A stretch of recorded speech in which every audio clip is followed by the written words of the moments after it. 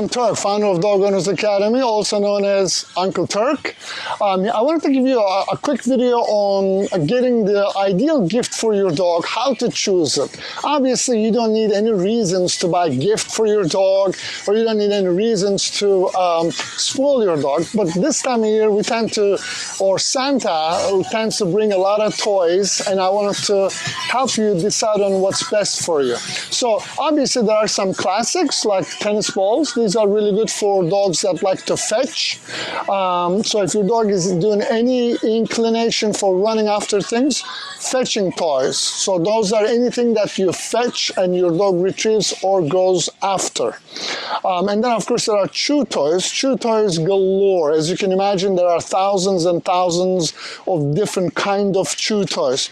So I want to bring your attention to a couple things. Some dogs like, let me see, like these squeaky toys. If your dog has a high kill drive, what that means is your dog, when you give him something squeaky, there's like squeak, squeak, squeak until they kill it and or until your ears bleed. So you probably don't want to give your dog that because it's going to become super annoying.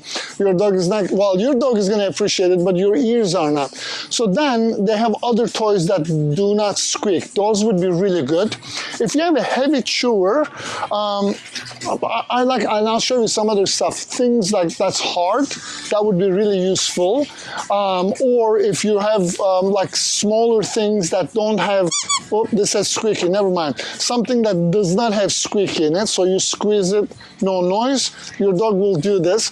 A dog that actually take the stuffing out. Again, that also is a high kill drive. I know it sounds terrible, but it really isn't. So it looks like they have these different things that actually you put a bottle in it, so their butts open, you stick an empty water bottle, or they have ropes in it.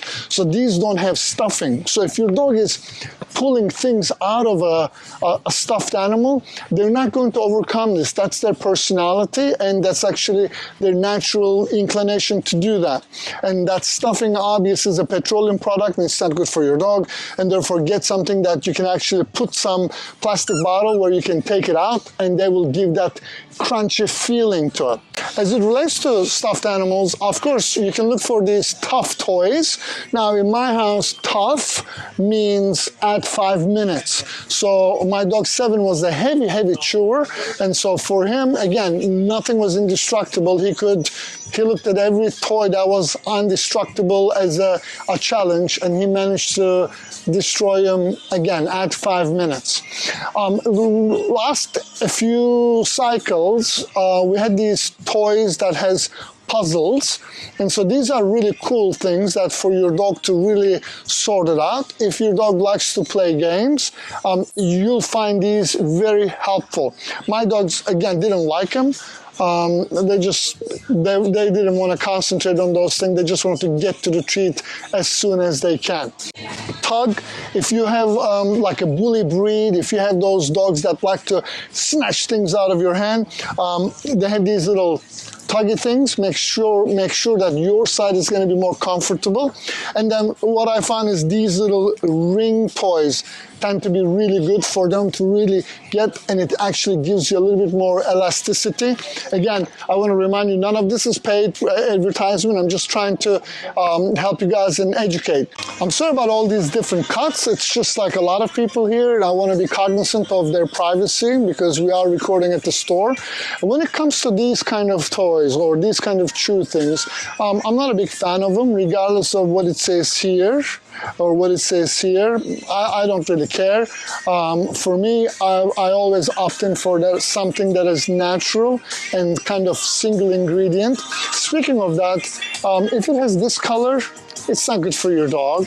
If it's this color, it's not good for your dog. Again, you know, dogs like to chew them, but we had a food expert, one of our clients, said the chemical process or the process that makes them like that for dogs to really chew is actually not so good for their health. So they're not chewing because they're really enjoying it. It's more like they're chewing it because they're being obsessively chewing. It's almost like PCP. be careful. Now, as far as other things like these cow knuckles or cow hoof, they stink so bad. Like, it's terrible when they get wet. So if you're looking for, if you have an aggressive chewer that likes to chew a lot of things, I highly recommend going for antlers. Antlers are really good. They're naturally shed. You don't have to kill the animal for it. They're shed, and they come in different strength. And so whether they are deer antler, elk antler, moose antler, they have different strength. So they're really good. And let me show you what those are. So this is deer antler. That's actually the softest one. It's good for your dog. If you have a small dog, if you have a young dog that has really young teeth, you don't want them chipped, so you would go with the deer antler. Next one on the line is the elk antler. Those are a little bit stronger, and you'll see they'll have these ridges. So these are really good, like labs, dogs with the big teeth and really aggressive chewers. And you'll see their bone marrow here. This is really good for your dog. They'll actually have some trace elements. And next, this is the Mac Daddy of all. My Ridgeback used to love this. And these are elk antlers. And these little burrs are the hardest bones in the elk's body. And so, I mean, he went over this for years and he couldn't finish it. So if you have like a big dog with big teeth that likes to chew big things, and you want to go with the elk antler, it's $52. That's totally worth it. Again, you'll probably buy it for life of your dog, for at least for a couple of years. I've tried these things. This is like water buffalo. Seven didn't like him, but as it relates to horns, man, this was like a crack for my dog. I'm telling you, he consumed this in 3 days and 4 days. They're really good. They consume it fully. One thing that you want to remember is they get smaller, they become choking hazards, so you want to leave those up. Again, I'm Turk, also known as Uncle Turk in Dog Owners Academy. I hope this is helpful. Whether you celebrate Christmas, Hanukkah, Festivus, whatever it is, happy that holiday to you, and I hope to see you in the next video. Bye!